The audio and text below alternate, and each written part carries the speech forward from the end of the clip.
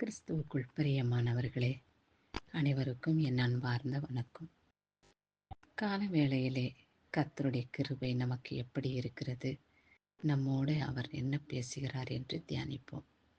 உமது கிருபையை கேட்க பண்ணும். உம்மை நம்பியிருக்கிறேன். நான் நடக்க வேண்டிய வழியை எனக்கு காண்பியும்.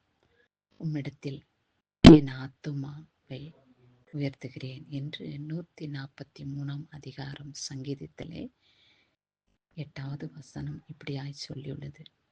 சங்கீதம் 143:8. அதிகாலை வேளையிலே அவருடைய கிருபையை நாம் பெற்றுக்கொள்ள வேண்டும் என்றால் அவரோடு கூட நாம் பேசணும். அவருடைய பாதப்படியிலே நாம் அமர்ந்து, ஆண்டவரே, நான் என் நாளிலே உம்மை நம்பியிருக்கிறேன்.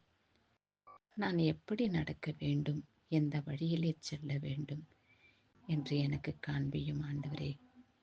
உம்மிடத்திலே என்னோட ஆத்மாவை உயர்த்துகிறேன் தகப்பனே என்று உங்களுடைய ஜெபம் இப்படியாய் இருக்கும் என்றால், உங்களுடைய ஜெபத்துக்கு அவர் பதில் கொடுத்து நீங்க தவறான வழியிலே, தவறான பாதையிலே, மனம் போன போக்கிலே நடக்கக்கூடாதபடி அவர் உங்களை வழிநடத்த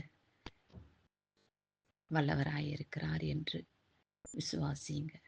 ஆண்டவரே, உமக்கு பிரியமில்லாத காரியம் நான் செய்யக்கூடாதபடி உமது சித்தத்தின்படி உம்முடைய தயவினாலே உம்முடைய கிருபையை பெற்றுக்கொண்டு நான் வாழ எனக்கு நீங்க தயவு கூறுங்க ஆண்டவரே, அப்படி என்று நாம் வேண்டிக் கொள்ள வேண்டும். நம்முடைய ஜெபம் கர்த்தருக்கு முன்பாக தாழ்மையுள்ள ஜெபமாக காணப்பட வேண்டும். தாழ்மையுள்ளவருக்கு கர்த்தர் கிருபை அளிக்கிறார் என்று வேதம் நமக்கு வெளிப்படுத்தியிருக்கிறது. ஆண்டவரே, தாழ்மையுள்ள ஜெபத்தை உம்முடைய மனம் இறங்கி என்னை ஆசீர்வதிக்கட்டும், குடும்பத்தை ஆசீர்வதிக்கட்டும். உடைய கிருபையினாலே இம்மட்டும் காத்து வந்தீரே, உம்முடைய பரிசுத்த நாமத்துக்கு கொடான கொடி ஸ்தோத்திரம். இனி நேரங்களிலும் காலங்களிலும் நீர் தாம் எங்களோடு கூட இருந்து எங்கள் தேவைகளை சந்தியும் என்று செபிக்கட்டும். அப்படி செபிக்கும்போது கர்த்தர் மனம் இறங்கி உங்களை ஆசீர்வதித்து காத்து வழிநடத்துவாராக. ஆமென்.